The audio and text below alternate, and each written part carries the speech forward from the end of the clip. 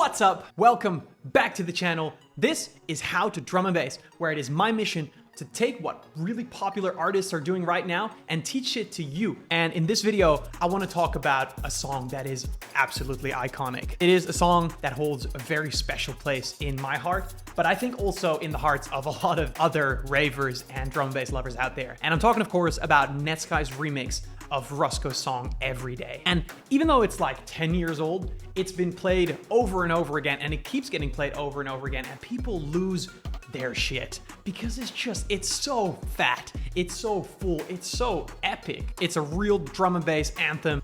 And funnily, you know, if you take the definitions of drum and bass and the beat that drum and bass is supposed to be on, it's not even drum and bass, it's probably drum step, but I'll leave you guys to argue about that. I don't care because it's absolutely sick. And so what I found is that despite that this song has existed for a long time already, there's no tutorials on how to make these sounds. So I found my mission, which is to break that down and show you how to achieve this fat lead sound and show you how to sound like Netsky from 10 years ago. So we're gonna recreate the drop section, or at least we're gonna try and get as close as possible. There's a small disclaimer here. There's some pretty intense sound design stuff going on in there, and in those cases you never really know how the artist got exactly to the sound, but I think that we got pretty close. By the way, we're gonna be recreating everything in this video, but if you somehow can't get there, or you just want to be fast and grab the presets of the sounds that we're making today, they're available for a free download. I'll include a link in the description down here so you can, do whatever you want with those. So without further ado, let's dive in. All right, we're in Ableton, and I feel like this is going to be a long video because we got lots to go over, but very exciting stuff. So yeah, what you see in front of you is the Ableton Live project, and as you can see, actually there's not that many layers going on. So let's see what we've got. Right, so what we're going to be creating today is some drums and a few layered hi-hats here. Then of course we have the vocals, which is split up into the main vocal and something that repeats throughout the drop. Then we have the lead group, which is actually just one really big fat sound. There's no other layering. And then we've got the growl, right? So that so that's probably the most sound design intensive thing that we're going to talk about today. So yeah, and the finished end product, so our recreation, sounds like this.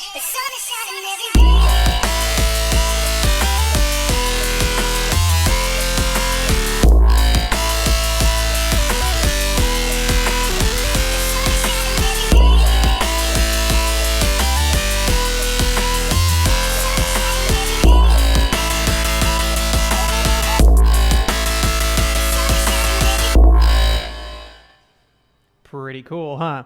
All right, so let's dive in.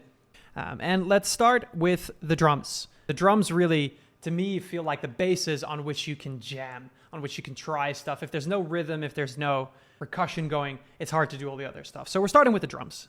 I've got the original song, just the MP3 that I downloaded. I just put it here for reference. This is what we're gonna do. We're gonna listen what kind of drums we're hearing here. Let's go. So we're looking for pretty strong kick, doom, doom, doom, doom. Kind of thumpy, but I feel like there's some high end going on. Yeah, there's definitely some clicking, like tsh, tsh, tsh, on top of the boom, boom. And then in terms of the snare, it's a pretty woody snare. I feel like it sounds woody. It's got a specific timbre to it. All right, and then let's see, what about top loops? Actually, maybe we go and do this. So let's put an EQ8, and let's just take like the high end and see if we can hear that.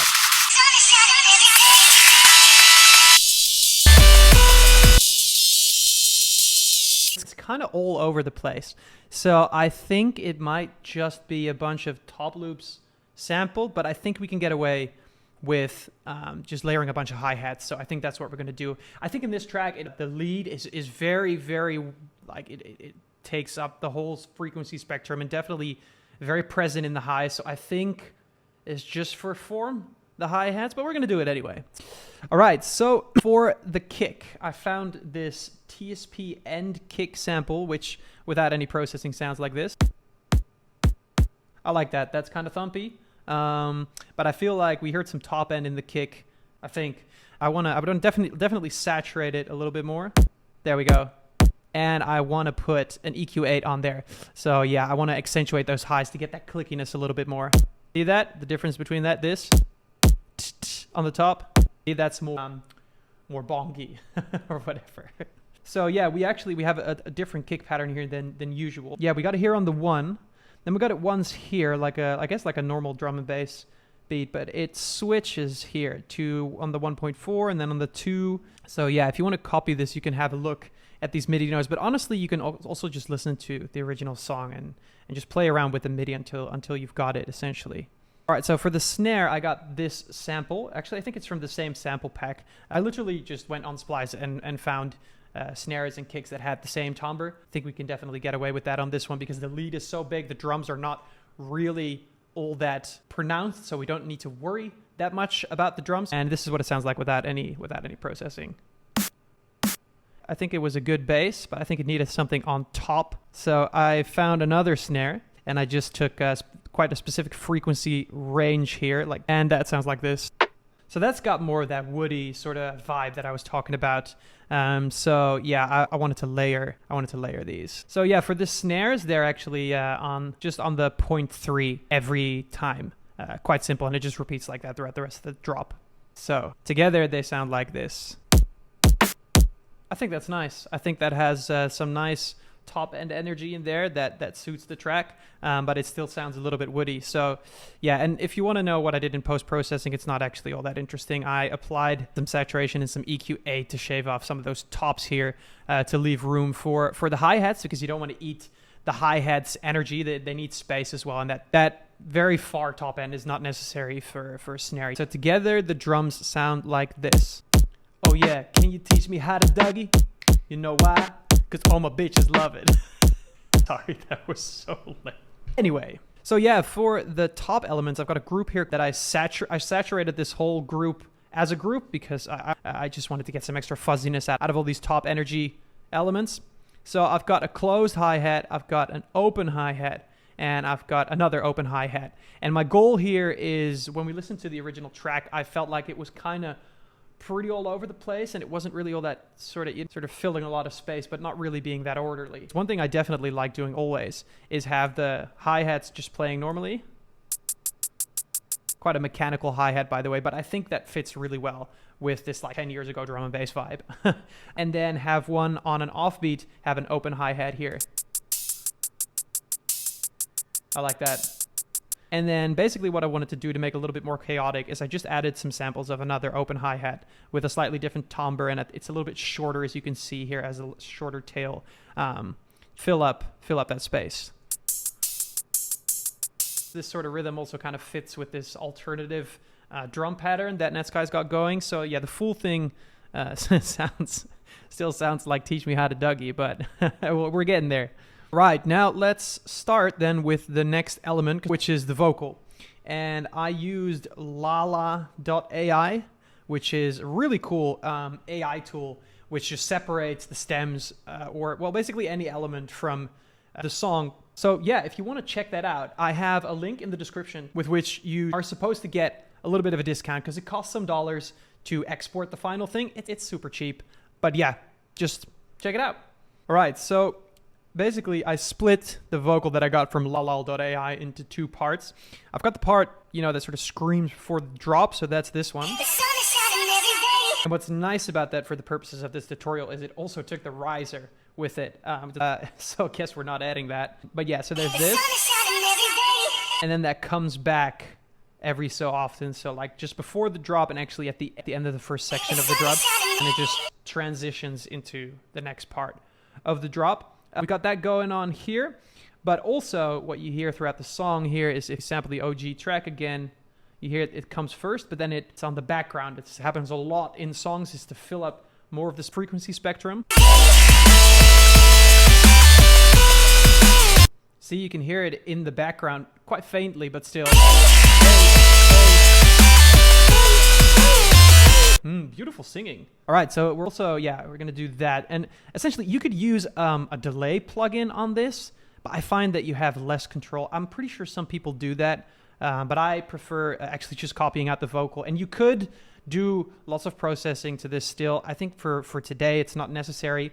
What I do think is when you're repeating part of the vocal through a drop where you also have lead elements and like more present elements, you want to make sure that it takes up only the necessary frequency. So I put an EQ8 on here so that it just doesn't clash or phase a little bit with any of the other stuff that's going on, because we have so much frequency content in the lead that we don't want this to sort of take away from that. So yeah, we just got here, I just copied the AAA part. And just the note, so I obviously I took this from the original song, but you can hear that this vocal has processing on it, right? You can hear some reverb in there. Like there's some other droning going on in the background. So just so you know, there's a lot more going on than what we're doing here. But I mean, this is what we're working with, right? So, but still, I think it sounds really cool. So yeah, we got the vocals there. And all you really need to know is that the vocal is before the drop, then keeps going through the drop, and then it comes back at the end of the drop here. See, so it's like it leads into that roaring. And then what happens in the second part of the drop, because in the second section you always want like a little bit more movement or something different, right? So the vocal actually comes back. And then there's that like, you know, just something extra, which, you know, just makes the song a little bit more exciting. All right, let's start working on the leads. Now, we've got the main melody playing here, which is essentially all we need. We've got like a one in everything patch going on here, which we're going to talk about. But I got a second channel because the drop changes a little bit here. You got that main melody, but then around the second section of the song, this happens, right? The do-do-do-do-do-do. It's like a little bit more snappy, a little bit more attacky or something like that. So I made just one tiny change in the patch. All right, so let's talk about this patch here. I'm just going to turn everything off in post-processing for now, because there is quite a lot happening. And we're just going to dive into the Serum patch. So just to explain how this Serum patch is built, we've got two parts to the sound. I'm pretty sure that Netsky, when he created this song, has more layers than this. But to keep things simple, we're gonna create everything in just this patch, with the only disadvantage, which to be honest, I'm a little bit annoyed about, but you know, nothing to do about it, is that this sound is a little bit, is quite a bit more piercing on the higher octave saw wave, which you see in oscillator B, but I think it's 80-90% there. So the way that this patch is built, it's really two sounds that make up the total sound, or I mean three, there's also a sub, but essentially we've got the tonality, right? So sort of what determines the character of the notes that play, and then we've just got this huge, heavy, distorted bass sound under that tonality. And so that's what we're gonna make. We're just gonna solo this. So yeah, what you can hear is I'm just gonna turn all of these off, so we got nothing. And first we got a very heavy bass. But it doesn't really have that much like energetic character yet. So this is really just, you know, like this wavetable is just to blast your freaking ears off. And this, you know, now a lot of the processing is off, but this part of the wavetable is also what's going to, you know, in distortion and processing, it's going to get really fat. And so let's talk quickly about this wavetable. This is a wavetable that I got from another producer, which, you know, obviously is not great for you because you don't have this wavetable. So what I'm going to do is I'm going to leave a link down in the description where you can just download this wavetable. I called it the automaton wavetable, but actually, if you don't want to go through all that trouble, you can get away with using the Monster wavetables under Spectral here. I think Monsters 1 through 3 or 4 also work, because they're very similar. If you know the Monster wavetables, they just kind of like squiggly freaking lines. But I found this one to just get like a little bit closer, and I'm a perfectionist, so that's what I wanted to do. But you can download this wavetable. But so, the reason we choose a wavetable like this, or the reason you would choose a wavetable from any of these spectral things here, is basically because it sounds really machiney. It sounds really like, you know, like a Transformers soundtrack kind of thing, and that's what we're looking for. That's going to be that bottom layer of the sound. So I got this sound, and I had to play around with the wavetable position a little bit, but I got it to be here. Yeah, and so on the top, what we're gonna do is we're actually just gonna add a basic sound. I chose this from Basic Mini, and it will be playing at a perfect fifth, and it'll make up those higher octave tonalities of the sound. So just by itself, it sounds really basic. But in post-processing, those frequencies are gonna mix with the bass layer. So yeah, we've got both of these together then. So we've changed this wavetable here, and we've applied an LFO to it, which is actually just going really fast, and it's modulating this wavetable. You don't have to do it. I think the difference is very subtle, but I like having those subtle little sort of movements in the sound. So you can see it just changes it a little bit. And we've got FM from B, and that definitely helps produce this sound. And essentially it means, you know, we're frequency modulating this wave, so we're making it even more fucked up, I guess, with B. You can see here also that it's modulated, but it's just modulated to a macro, which we're not really using. I just added that for some extra control, but you can ignore that basically. So together with all the effects turned off, right, no effects here, it sounds like this.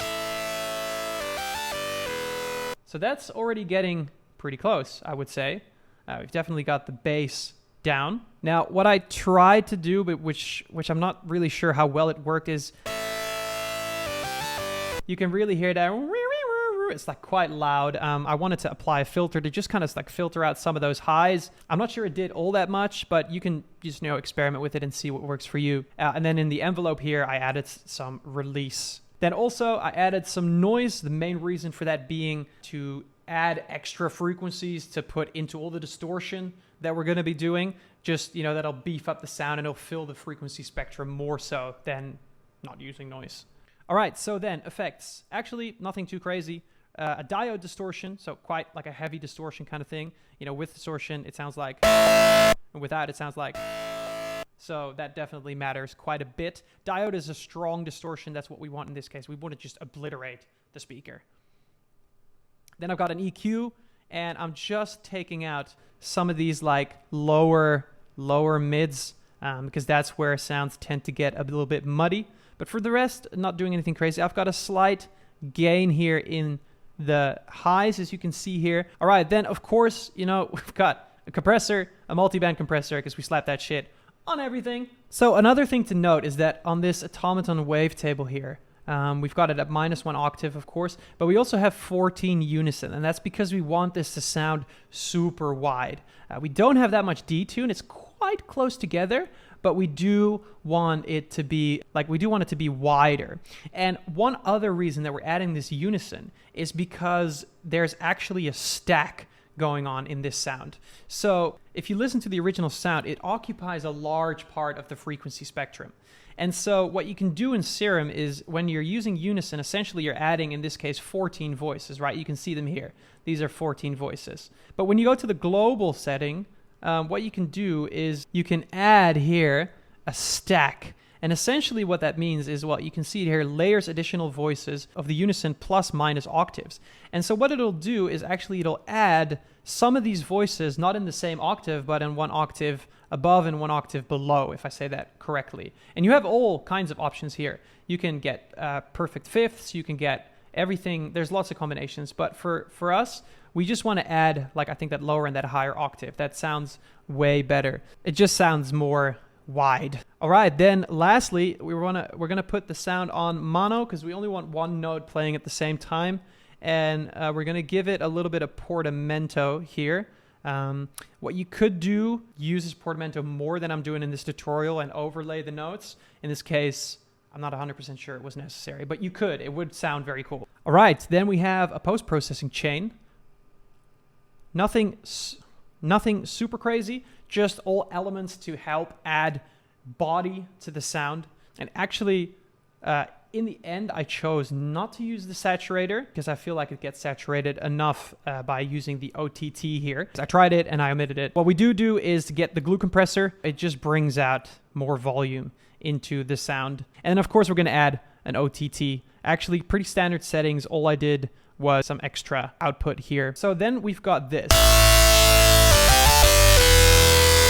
We're getting close, but I think we need to go and accentuate a couple of frequencies. I think we need to take more of what's in the sound and bring that out more. This 2 here I added just by hearing. This just made it sound better to my ears and more like the original sound. So, you know, that's got a particular timbre. And when we play our sound, it feels like it's got some mids missing here. And then the next thing that I noticed is we've got this boost in the highs here, and we're shaving off some of the tops. So the tops, actually, because of the patch that we made, they're super harsh, and we're gonna do something to that in a minute, but I just wanted to shave up this tiny bit here. But I did want to accentuate all the rest, and it really makes a difference. So what I can hear here is it's just very present in that top section. There's a lot of energy there. And we're currently missing that a little bit. So I just put a shelf EQ here, with and without. Yeah, see, that makes it more full, and I think more like the original sound. All right, and then so another thing that I did notice is that the highs, even though they need to be there, they're quite harsh. They're floating around everywhere, because in the stereo field, that the highs are actually more mono in the original sound. It makes it sound more stable, and in this case, just less harsh. But we don't have that just yet here. So what you can do, and I think a lot of people don't really know about this, but what we can actually do is we can activate another EQ, and we can put it here on mid-side mode. So see how here it says stereo, and here it says M/S, that's mid and side. And essentially now we can choose to take away the stereo frequencies and leave the mono alone. So that's actually what we want to do here. So what we're going to do is we're going to take away an area here. Well, first of all, we're going to switch to, you know, now the S, so there's just the sides. So the mids is mono, it's right in the middle. The sides is the stereo information. So what we're going to do is we're going to take away a little bit of the frequencies here around sort of the 400 hertz area, sort of that like more muddy area. And then actually we're going to take away pretty much all of the frequencies above, above 2.5K essentially. And it's just going to make the sound less harsh. So with the mid-side EQ, it sounds like this. Without the mid-side EQ, it sounds like this. So very harsh highs. And with, it sounds like this.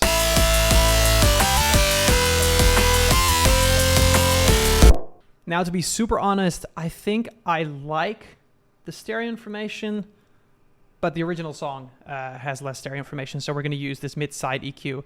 All right, then a quick hygiene sort of thing. I noticed that we're going to get this growl here, this yoink, right? And as you can hear in the original song, there's nothing else going on when that wonk is going on. Like, everything's quiet. Here it comes. In this Serum patch here, we've got some release going on, and we've got an OTT accentuating a bunch of frequencies. It didn't become completely quiet, so I wanted to automate that and put a utility, just very simple, and take the gain and just, you know, every time that this yoink is supposed to hit, right, this one, I wanted to make it completely quiet. So yeah, that just hits every time at the end here, and I've done the same thing to this like second part of the lead bass here. All right, then one more sort of like tricky thing is this lead is so full that when the vocal comes back in, it kind of gets drowned. You can almost not hear it. And so what I went ahead and did is I put a compressor on it, and I put it on sidechain mode here. And actually, maybe you're used to thinking about sidechaining from kicks and snares, making room for the bass, but you can use it to make room for anything, really. So what I went ahead and did is I actually mapped it to the main vocal. And you see that here it hits, right? Comes back with that vocal like sunshine every day. But we've got a note playing here. And if I wasn't going to use this compressor, you can hear that it gets kind of drowned. So what we want is we want the lead to duck a little bit, to lower in volume as soon as this hits. And we can do that with the compressor. So yeah, we take the main vocal, we use it as the sidechain, and then we look at the waveform here that appears.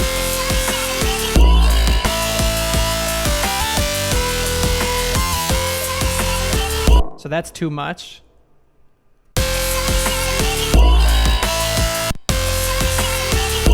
But see, that already makes a little bit more space for it. So yeah, that's just a way to like not drown out the vocals when you have such an enormous frequency spectrum filled lead. And so yeah, for the rest we've got Duck Buddy here, once for the kick and once for the snare. Then we have this first part down, and we've got this MIDI here, which was quite annoying to figure out. And I got this really great tip from a very dear friend of mine, that when you want to figure out the MIDI, but you can't quite hear it, because in the OG song it goes like this, right?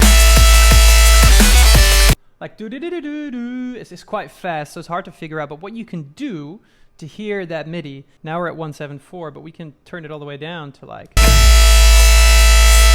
so it's much slower, so we can hear what's going on.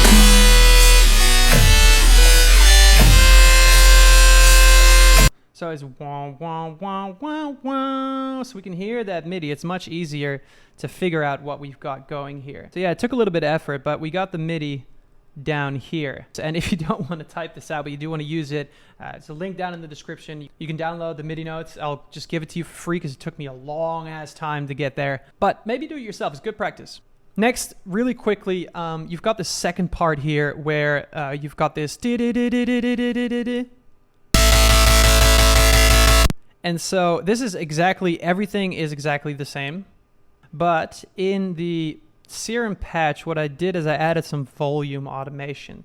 So I actually added a second LFO here that it gives it more of a punch, basically. So what you can hear is like, if I didn't use this, it sounds something like this. But see, it's too continuous. It needs more like that sort of clickiness, that punch. So what I went ahead is I just turned all the levels down all the way, and I automated that with this LFO, right? So activate all destinations again, and now you can hear it just hits now. Right? So it sounds way more punchy.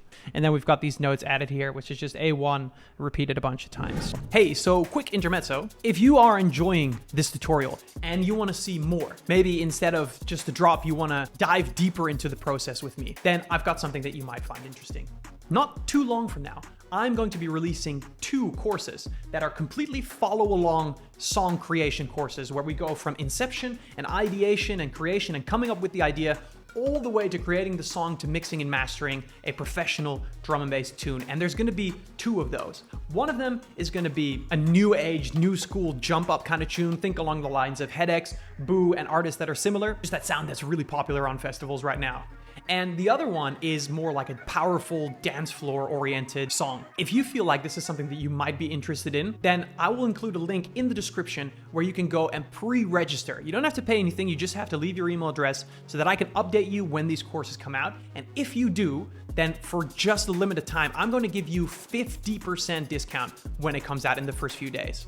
Now, I'm not gonna lie, I'm not gonna do that for very long. So by the time you see this video, that might already not be the case. So if you're interested, I would go check it out right now and see if you can still pre-register for this. All right, so we got that down. Now we're gonna get to the most interesting part, I think probably of this song, which is the bass growl, which I hope you're ready for it because there's a lot of processing that's going on in here. And also this is like what I said in the beginning of this tutorial, you never know what this guy did like himself completely. He probably just sat down, got really high, and just came up with this one night. And then another day, you know, when he wasn't doing sound design, but he was trying to make a song, he thought like, oh, that's dope. And he just tuned it a little bit. But I think we got pretty close with some reasoning here. So what I did for reference is I just like I got the vocals from lalal.ai, I actually had it separate the yoink sound. I think Virtual Riot calls it yoinks, right? So let's call it a yoink. I isolated this yoink sound so that we can reference how it sounds by itself. I actually added a little bit of processing on here too. So that's the original yoink. I felt like because it was isolated now, it lost some of the metallic delay and it lost some reverb. So I added this audio damage EOS2 and some delay, which I'll talk about in a second. And I think that's much closer, right? So that's what we're looking for. So what we're gonna do is there's a lot of processing, but we're gonna start with the Serum patch. So let me just turn everything off and let's go into Serum. So without any of the post-processing, what we've created sounds like this. So that's pretty basic, right? It's just a growl. It's actually made up out of a monster wavetable, which is surprisingly similar to that automaton wavetable that we used earlier for the lead. It's quite, you know, it's along the same lines. It's got some subby content with it. So it's got 2 sine waves here, one on the sub and one yeah, one right here, but the one that's being frequency modulated. But just like we were splitting the sound up into two sections when we were making the lead, that's kind of what I want to do here as well. So we want to get sort of like a machiney sound, which is what we're going to get from this monster. But it sounds like this. And you can see that it's got some wavetable movement. If it didn't have that, it would sound even more boring. It will be like this. Right? So the first things that we're going to do is we're going to add movement. So let's make an LFO. And this sound changes over time, right? In a linear fashion. It's so it goes from down to up. So that's what we're going to draw in this LFO. And the sound takes up a quarter note. So that's the rate that we're going to take. So yeah, we've got this monstery part, but it doesn't really have that much bass to it. So yeah, without the sub, it sounds like this. It's got like 0 bass in there. So we're going to definitely add a sub at -2 octaves, right? Make it sound better. And we're just going to get another basic shape, and we're going to use Monster 3 to frequency modulate this basic shape. We're actually also going to put the same movement here on this FM from A, and that'll already sound like this. See, that's a lot better. That's got that low end, and that's got some movement in the sound to that, because that's what we can hear here in the OG Yoink, right? We can hear now we've already got. So that's getting close. It doesn't really have the correct vowel properties though. And what I mean by that is these yoinks or wonks or whatever, they often sound like the letter O to like the letter E, like oi or oa. Like it goes from one vowel to the next vowel. And vowels, if you don't know, actually, if you record your voice saying an ah or an E or an I, and you put it on an EQ, what you will see is that one particular frequency range will be higher than the other. That's called the formant. That's what determines whether it sounds like an A, an I, or an E. So we can actually go and we can add some formant filtering just literally by adding peaks. We can make it sound more like someone's talking. And what we're hearing here is we want it like, it sounds like, so it sounds like O-W-E, so oi, right? So that's what we want to do, and ours doesn't sound quite like that yet. Right? It's still very robotic, and we want it to sound more vowel-y. So step one is we're going to add a formant filter here, and we're just going to apply this LFO also to the formant. All that means is you can see you've got these peaks here, which is essentially those formants that we were talking about, and it's going to make them move as the sound progresses. So you can already hear it's like there's a little bit more movement there. But I found that this filter doesn't do all that much, and it didn't work the way that I wanted it to, so we're going to have another really cool solution for that in a minute. First, though, let's apply some effects. We're adding hyper. We're going to add some dimension. I put it at 30% mix and 27% mix, just because we want it to sound like really big, right? Obviously, we're going to distort it. I used tape saturation, but frankly, you could probably use 2 or get away with something else. I think this is arbitrary. We just don't want to have it all the way up. We want to have a little bit of distortion here. That's it. And then part of what's going to make the sound is the chorus, right? So chorus essentially just adds more voices and like delays them a little bit. And it just gives more unique timbre to the sound. It just adds a little bit more to the stereo field, I feel. And then of course, you know, we're going to apply a compressor, of course. So yeah, let's work on that. So what we want to do is, you saw we were already working with some of these formants here, but it wasn't aggressive enough, right? I wanna have a more control over the formants. I really wanted to go from an O to an E almost. And so I found this sick, like it's not free, but it's like $3 plugin made by this guy called Max Coco. Go check him out. He's a freaking genius. Total recommendation to go and try this out, because the creative possibilities with this thing are endless. So this is vowel form, and essentially what it does is, you can see here this active voices 5. It adds 5 formant filters, so it adds these peaks here, like this filter here, and you have extreme control over where you want to go based on the letter. He basically mapped all of that out. You can even access all those settings, like the frequencies per formant, which goes way above my head, to be honest. But you could control all of that too. But essentially you can move this blue dot to make it sound more like one of these letters, and it'll just introduce these peaks in an EQ essentially. So let's just put this on a loop real quick so you can see what I mean.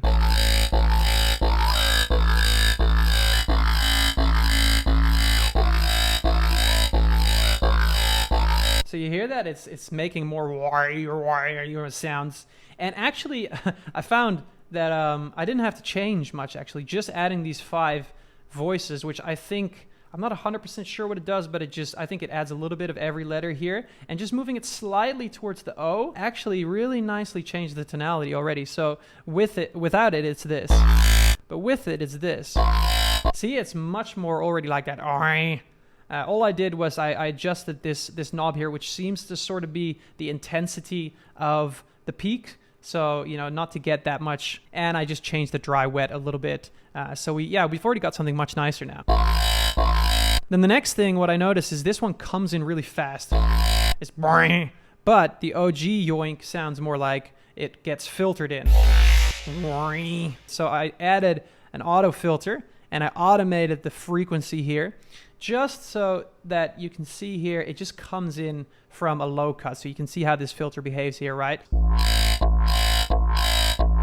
Versus, I think that's better. All right, then just simply added a glue compressor to bring even more out of the sound. And then this part looks really complicated, but it's actually not really. I added this bass bus that a friend sent over to me a while ago, and what it's supposed to do, it's supposed to add a little bit more sort of like fullness and realness to the sound, and it has a whole bunch of things in it. I found that it just added a little bit to the sound. I don't think it's necessary, but if you want to use this bass bus, I'll include it as a free download in the link below. But really all that it adds in this case is a little bit more hiss on the top end, another OTT on the top end as well here, and a little bit of wooden room reverb and a dimension expander. So really it's not that much extra, because like with it sounds like this, and without it sounds like this. So it just brings out a little bit more of that top end. You could just get away with an OTT and adding some saturation with an erosion. This is a renamed erosion, right? So not that interesting, but if you want this bass bus, I'll include it in the description. Okay, and then all I did is I just accentuated some frequencies here. I found that adding this peak here just makes it sound a little bit more the way that I wanted it to. Versus, see, it just accentuates that vowel property a little bit more. And since we have no sub bass playing, I also wanted to accentuate the lows here, so just make it fatter. Versus, right? That's what we want, right? And so the last thing which I do is add reverb, which I used Audio Damage EOS 2, but you can use any reverb that you want. Pretty standard settings, but very, very low mix. Just because I want it to have it a little bit. But most of the tail has actually come from this delay, and this is a good trick actually, which happens a lot in Jumpup, but delays, very quick delays, add a lot of sort of metallic timbre to the sound, and so that's exactly what we want here. So yeah, without the delay and the reverb, it sounds like this, right? But with the reverb and the delay, with the delay put very short, like just on the one, so you can like that sort of like, you know, that Autobot fucking transformer, you know, feel to it. So that's what we want. I believe we got pretty close. So this is the OG sound, like the actual Yoink from the song. And we got this.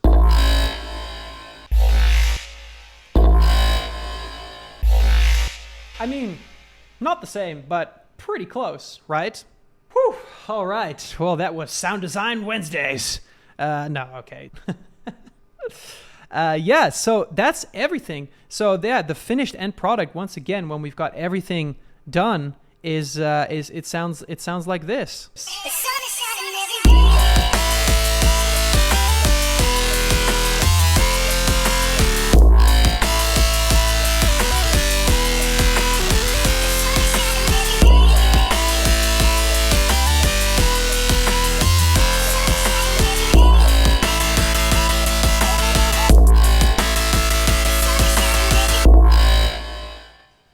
Pretty cool, huh?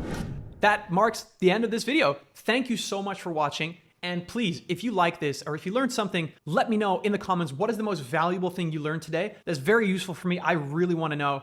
And please, if you're not subscribed yet and you love my content, just hit that subscribe button. It really helps the channel and it just helps me make more content for you. All right, that's it. Have a fantastic day and maybe I'll see you again in another video. All right, so hey, if you enjoyed this video and you want to see more of me right now, then I suggest you watch either this video or that video because that's what YouTube recommends you watch for your